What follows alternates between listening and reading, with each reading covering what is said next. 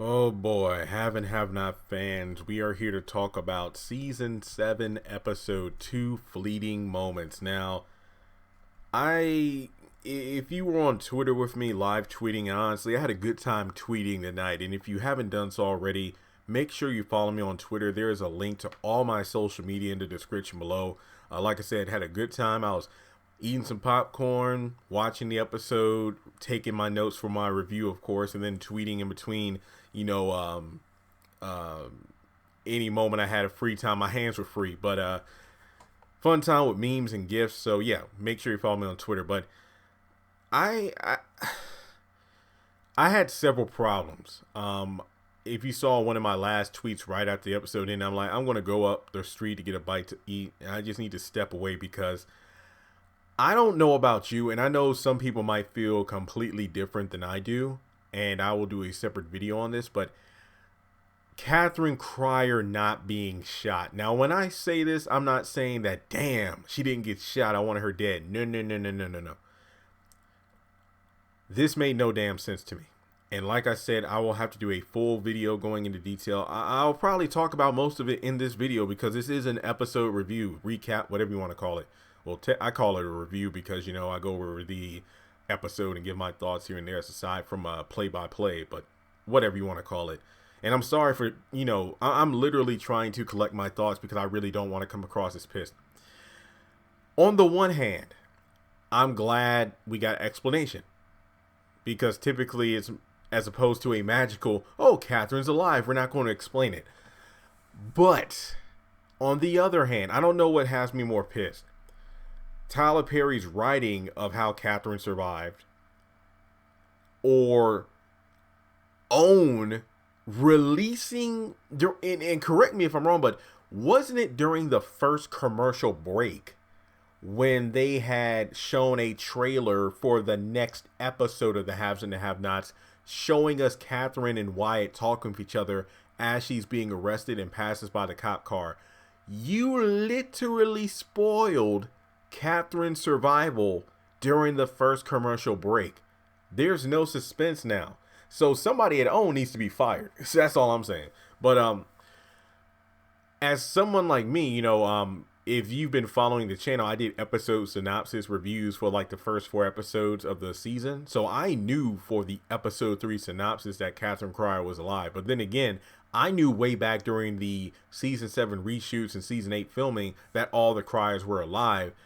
Due to behind the scenes stuff. I did that video months ago, so I knew they were alive. And I even did a video a few weeks ago about Jim and Catherine being out of commission. Jim, due to John Snyder being on Dancing with the Stars, so obviously Jim Cryer wouldn't be a prominent character this season. He will still be there, but his role will be like, you know, kind of diminished for the sake of, you know, John Snyder being on Dancing with the Stars. And I've tried to give explanations as to how Catherine survived, but apparently Wyatt shot above her and she was submerged underwater, and she tried to keep, you know, poking her head up above water but kept fainting instead. So like I said, I'm going to have an entire video going over that. But I remember talking with Chandler earlier today, and we were both kind of praising OWN for not releasing clips because, you know, their biggest thing was keeping this entire season under wraps. And I'm like, you know what, I can respect that because they used to show those 10, like there were 3 of them, like 10 to 15 second clips on their Instagram stories, and then sometimes they might show 1 or 2 30 to 55 second clips on their Facebook page. And somebody sent me a clip tonight, earlier today. It was just that one thug and a group of thugs and Veronica talking, so that scene really wasn't spoilery, it was just a conversation. But to actually spoil this was like what was that episode, the one finale where Benny was left stabbed on the stoop and Hannah found him. I remember they showed like that scene on Twitter, I believe, before the episode aired, and you literally spoiled the cliffhanger. So we're almost 5 minutes into this video, and I haven't even talked about the actual episode itself because there were so many things that kind of pissed me off. Like, okay, so the episode did kind of start off slow, but not in a bad way. Well, actually, yeah, because of Benny. During the opening minutes, basically, we just see that Benny and Candace have literally switched personas. Like, Candace is the one who's trying to live right. Benny's the one trying to point her in the wrong direction. literally saying that he hopes Jim is dead. I'm not saying you should wish death on anyone and whatnot, but well, to be fair, Benny and Jim have been going at it. He got stabbed due to Jim. He got threatened and everything. And he doesn't want to give the money back. Thinks Candace should keep it and run. Yada, yada, yada. And I don't want to sound disinterested, but literally there was nothing that went on during this scene except for the fact that Benny's trying to be the devil on Candace's shoulder. And I think one of my favorite things is the fact that, it was interesting because Benny did suspect that she was the one that arranged for the Crier shooting. And that didn't piss me off because Benny does have a point with Candace being Candace. Is like, you never know. But yeah, this time she had nothing to do with it. And she wants to do the right thing, not for Hannah, but for herself. I like that. Then they go upstairs to wake up Hannah to let her know what happened. And, Hannah goes to see what's going on. I believe Candace stayed at the house, right? And then Benny went out with Mitch. Well, yeah, he said he would go out with Mitch. Jeffrey, I love this scene because I think what made me laugh about this scene is, the investigator or the cop is trying to get information on the shooting that went down at David's house. And while David is like, I don't know who would have done this, Jeffrey just let it all out. Veronica Harrington, it has 2 R's in the last name. She gets her hair and nails done at this place. She lives here. Gave her the location and everything. He was just dropping a whole bag of dimes on his mom, and I loved it. David's face was priceless because of the fact, to me, in my mind, David's like, you little dummy, you just killed 1.5 season long. It's like basically Jeffrey was telling all this information that killed suspense. What I mean by that, typically in the haves and the have-nots, David would not say anything. I believe the only time he actually told people that Veronica's the one who did something was after, the car bombing. And I think he was being, rushed into the hospital, and he was saying, that bitch did it. Veronica did it. But in this situation, back when she burnt their house down and everything, he wanted to keep everything under wraps. So I'm thinking to myself, so does he not want to tell this guy anything because he has a plan for Veronica himself, or does he just not want to say anything? But Jeffrey just let it all out. And it's interesting because, Jeffrey's the one who says, let's get her the right way, pin something on her. But then David's like, no, she's too smart for this. She'll figure a way out. And while the cops are investigating, I'm thinking to myself, will anybody find that cigarette butt that she left outside in the driveway? Because if they do, that's DNA proving that she was at the location of the shooting. But in any case, it comes up about the Crier shooting, and then Jeffrey's like, damn, he really did it, referencing Wyatt, who told him a few times that he would kill his parents. But to be fair, Jeffrey has heard Wyatt be all talk time and time again, but to actually have him do it this time, yeah, he might feel some kind of guilt about that. And to be fair, yeah, Wyatt has been all talk a lot until he actually did it this time around. Then Jeffrey and David both leave so he can visit the Criers, and they can see what's going on there. So Mitch comes up to Benny's to pick her up. He stops by Hannah's place to pick up Benny. Tells Candace, like, I love you, right? And it's like, I don't want to have anything happen to you, so I got your back. Basically, the thirst is real. I don't really know what else to say there. They give each other a hug, pretty lengthy.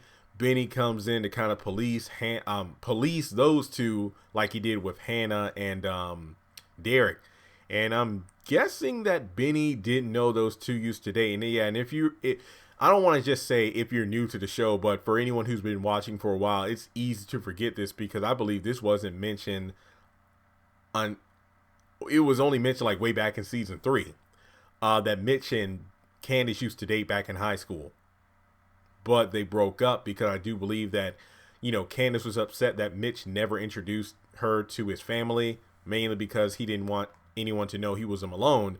And then on top of that, it could be said that because she's a black woman that that could be another reason why. But in any case, let's see, Derek calls Hannah's place. Candace answers the phone. A little bit of hostility there on Candace's end, but Derek wants to talk with Hannah, but Candace doesn't think that's a good idea because Hannah doesn't want that. But at the very least, those two can talk, but not there. They'll meet up face to face if Candace wants to. So at least we know those two will have a conversation at some point in the near future. Then we go over to Broderick and Rocky. I mean, this is where the episode really picked up the pacing from the time that Mitch came over. Like, there were a lot of characters who we haven't seen in a while show up in this episode, from from Derek to Mitch to Broderick, and then freaking Rocky came over. Broderick's living it up, but then Rocky pretty much, I guess you could say puts out his candle of happiness because he brings over the news about the whole situation involving the Crier shooting and how Broderick better, soak it up while he can due to the fact that his moment is fleeting, which is the title of the episode, Fleeting Moments. So he leaves. Also, I apologize. I skipped over this.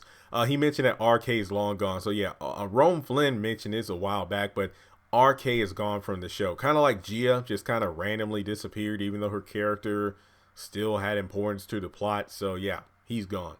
That doesn't mean Tyler Perry couldn't bring him back in season 9 or whatever, but for now, RK is long gone, which I don't know where he went due to the fact that he had no car. So then we go over to Keisha and Madison at the hospital. Justin keeps buzzing. Madison pleads with Keisha to go see him. She goes, but Justin wants Madison instead. Justin wants to go. You remember he was in jail when he got assaulted, so that's why Madison mentioned that he's under arrest. But his lawyer was able to get him bail, so he now wants to go home, despite the fact that he has a lot of internal damage. This stupidity reminds me of when David wanted to leave the hospital despite the fact that he was still recovering from his burn wounds. This is pretty much on the same level of dumbness. So he asked Madison for assistance with getting dressed. And do you work out? Basically, he was pulling a Jason from the Oval, just being overly creepy. But then what I didn't mind about this is the fact that,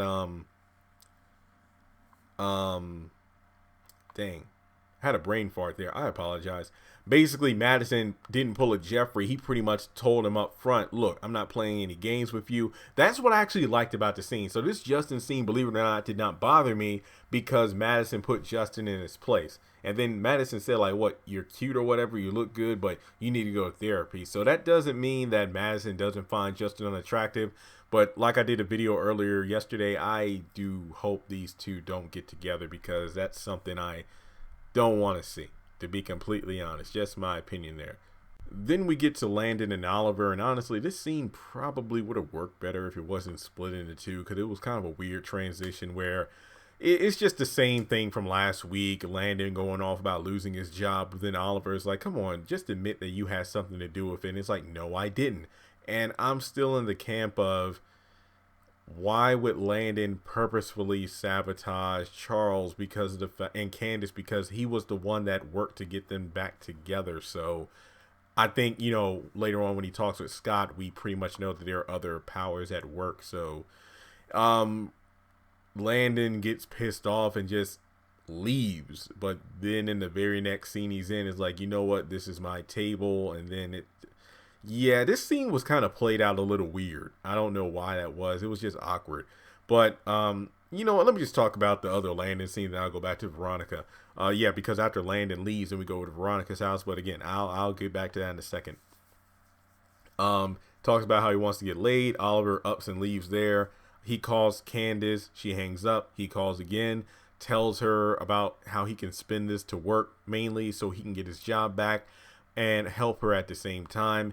Candace doesn't give a crap, but Landon said, I'll take that as a yes and I'll work on it. So it's almost like, unintentionally, every time Candace answered the phone in this episode, first, hey, you're my dad. Second, oh, you can get me and Charles back together?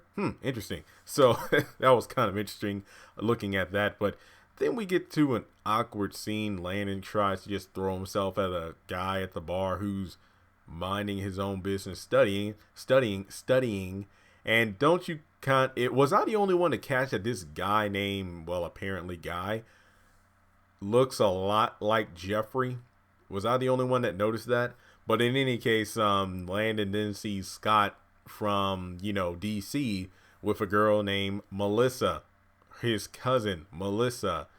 Remember Melissa? Last time we saw her, she was a sidewalk pancake. and we never saw if she got a funeral or not. But long story short, Landon confronts Scott about what he's doing in Savannah.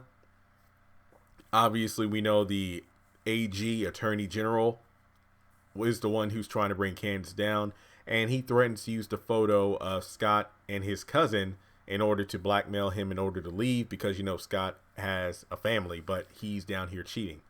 So yeah, let's go back to Veronica's place, where she's just getting a drink. Celine calls saying that, hey, I'll take you up on your offer to get back at Jim. So she'll be coming over the next afternoon, which in Have and Have Nots time will be 5 episodes from now. Just kidding. Or maybe not. It could be 3 episodes. You know how slow this show moves. Next thing you know, the thug, who I still do not know the name of, rolls in with like 30 crew members and pretty much intimidating Veronica. And this was the part of Twitter tonight that I actually loved, because I posted a tweet. I think I said something along the lines of, damn, those thugs rolled in on Veronica like the hyenas did to Scar at the end of The Lion King. And I got a lot of retweets and likes, so I like that. That was a good one. But in any case, it's just a matter of understanding where you're going to take care of the funeral for, what was it, Tyrone and Rodney, the 2 guys that were killed.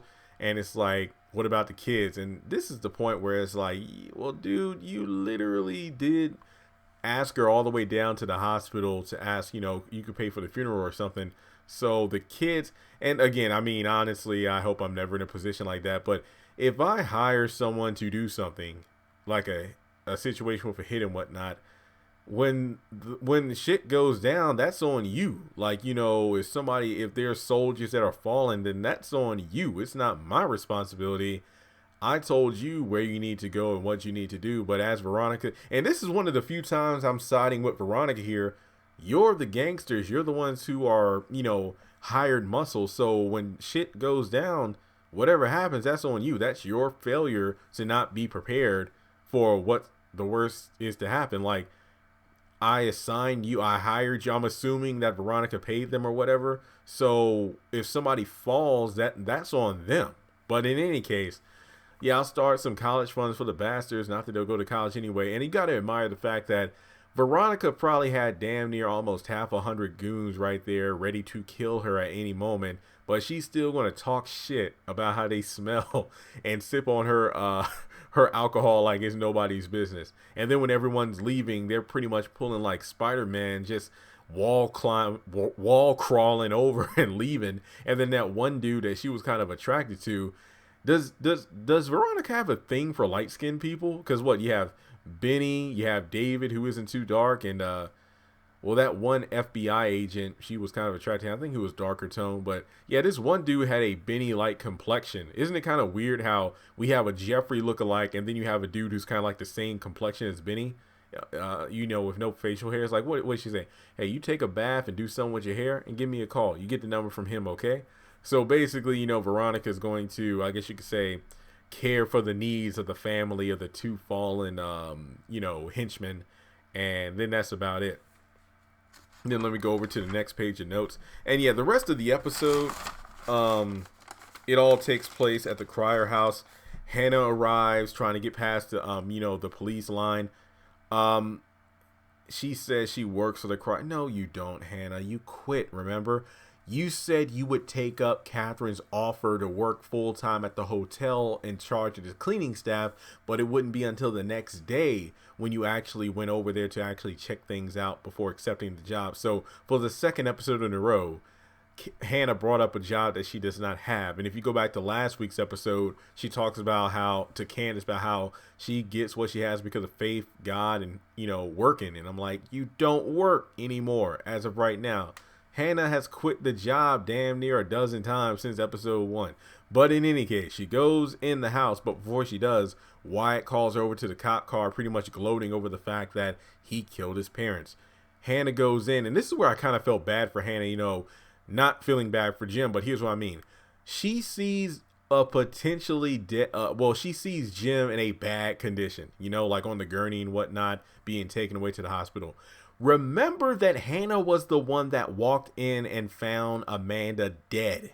So to see yet another crier in that position is not a good look. And I was actually concerned when that police officer was telling Hannah to come upstairs. And I'm just like, okay, well, yeah, obviously he probably wants to get her out of the way so she isn't, too present, witnessing Jim being taken out. But it's like, wait, why? And, this scene definitely would have had more impact if they didn't spoil the fact that Catherine was alive in the commercial breaks like 3 or 4 times, because you will be asking the question, why is the police officer taking Hannah upstairs where Catherine's potentially dead body is? The last thing she needs to see is yet another crier dead, on top of Jim being taken out on the gurney.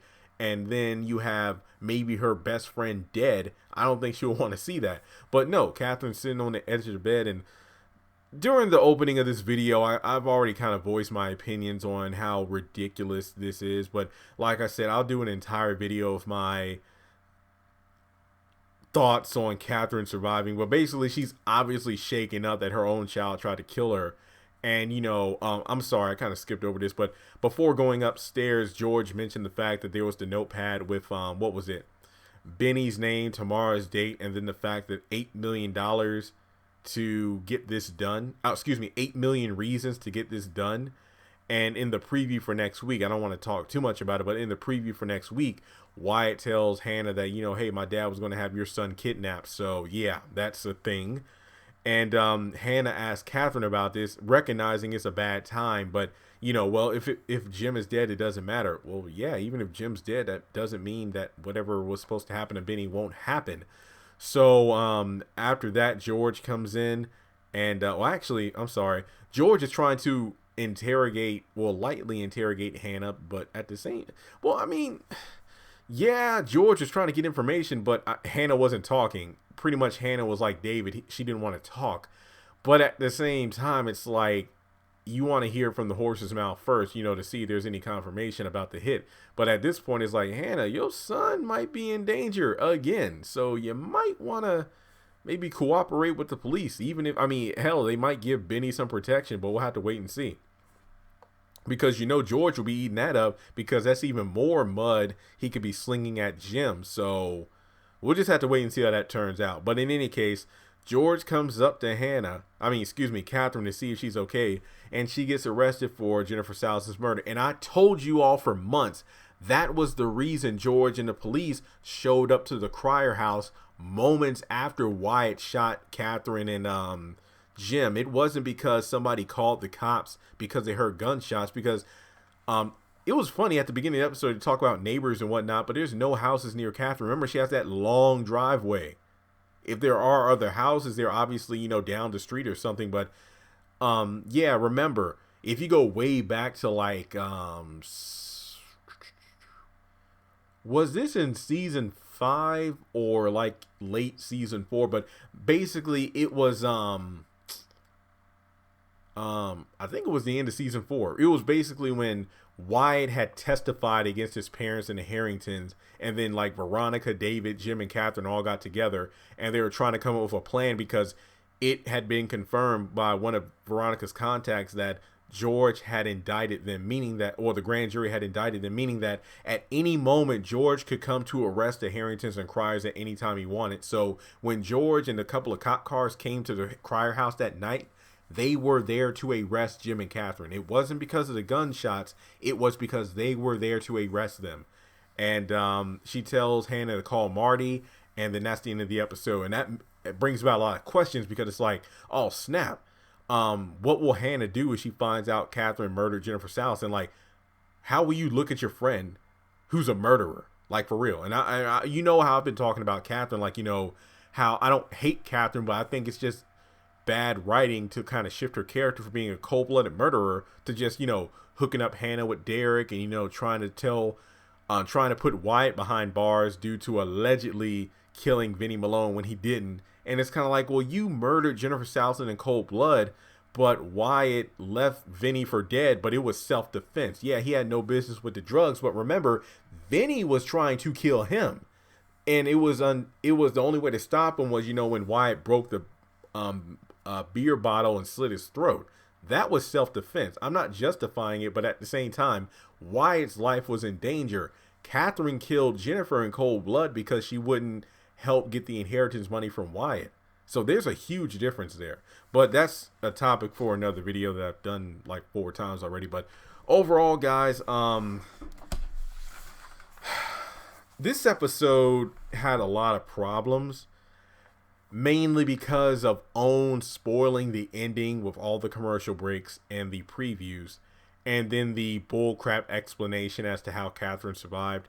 The rest of the episode was pretty good. Like, it wasn't great, but it was actually pretty good.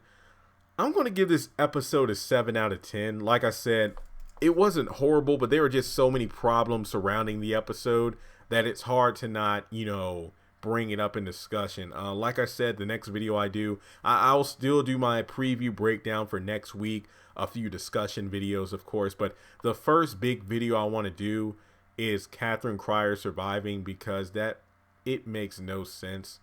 I get it. If you're a Catherine fan, then it's like, oh, it doesn't matter, she's alive, but there are just so many reasons. It is just,